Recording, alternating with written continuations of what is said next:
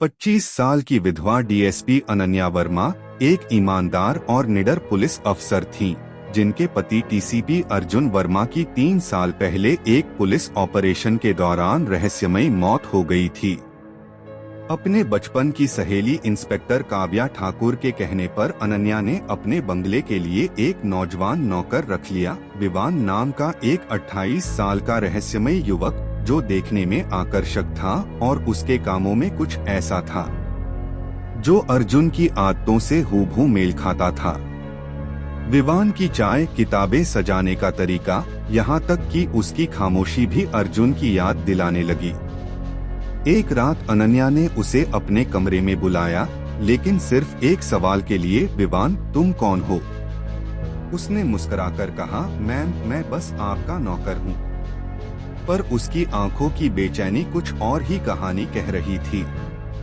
जब काव्या ने विवान का बैकग्राउंड चेक किया तो पता चला कि उसकी सारी पहचान के दस्तावेज 2 साल से पहले के नहीं हैं, उससे पहले उसका कोई नामो निशान नहीं। इसी बीच एक रात अनन्या की डायरी से अर्जुन की दी हुई अंगूठी गायब हो गई।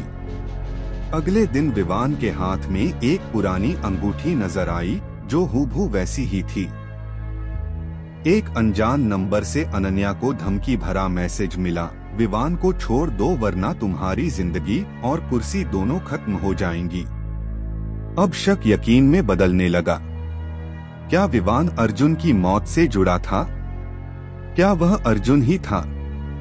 अनन्या ने अर्जुन की केस फाइल दोबारा निकाली और उसमें मिला एक कोड नेम घोस्ट, एक गवाह जो अर्जुन के अंतिम ऑपरेशन में मौजूद था।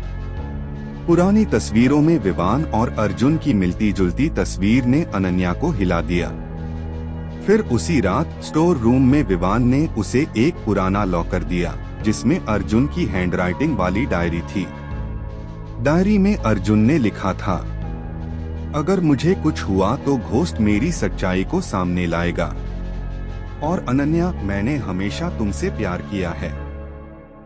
विवान ने अपना सच कबूल किया, मैम मैं ही घोस्ट हूँ। अर्जुन मेरा सीनियर था। ऑपरेशन वाली रात वह मरा नहीं, बल्कि उसने अपनी मौत का झूठा नाटक किया ताकि वह इस रैकेट को खत्म कर सके। फिर आया एक और धमकी भरा मैसेज, अनन्या पुराना गोदाम तुम्हारी कब्र बनेगा। अनन्या काव्या की टीम की मदद से गोदाम पहुंची और वहां मुकाबला हुआ उस गिरोह से जिसने अर्जुन को मिटाने की कोशिश की थी। विवान ने लड़ते हुए अपने असली रूप का खुलासा किया, मैं अर्जुन हूं अनन्या। वह जिंदा था। उसने रैकेट को बेनकाब करने के लिए अपनी पहचान छिपाई थी। आखिरकार रैकेट का मुखिया रिटायर्ड डीआईजी विनीत शर्मा गिरफ्तार हुआ और अर्जुन का मिशन पूरा हुआ। कुछ महीने बाद अनन्या और अर्जुन ने साथ मिलकर एक एनजीओ शुरू किया जो पुलिस सुधार और न्याय की लड़ाई को आगे बढ़ाता है। अब अनन्या पुलिस की वर्दी नहीं पहनती, लेकिन न्याय की लड़ाई अब भी जारी है।